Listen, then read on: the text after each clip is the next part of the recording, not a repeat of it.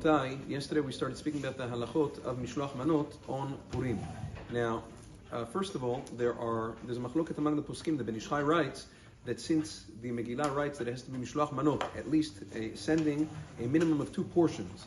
Therefore, these 2 portions, the 2 food, the food and the drink, whatever it is, it has to be separated into 2 different receptacles, 2 different vessels, because if it's all in one vessel, then it combines them. Let's say a person gives an apple, an orange, whatever it is, and he puts it all in one basket, that's considered only one mana. Therefore, according to the Ben Ish Chai, you have to give them separately, or in two separate kelim, in order to be yotzei this halacha. Maran Zichron Bracha vehemently disagrees, and he says that's not the case.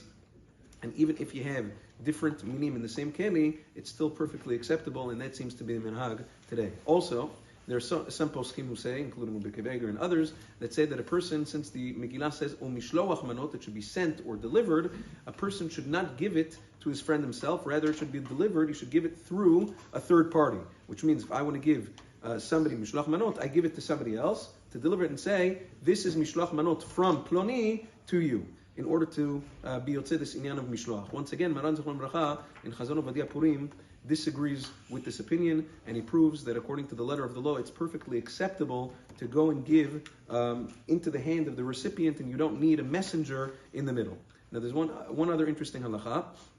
Since the pasuk in the Megillah says, "O mishloach manot ish lire'ehu," from one person to his friend. Question becomes, if a person is yotzei, if a person gives mishloach manot to, let's say, his father or to his rebbe, those people are those considered his friend, as a person yotzei. So there are some poskim who say that a person would not be yotzei by giving it to his father, because your father is not your friend.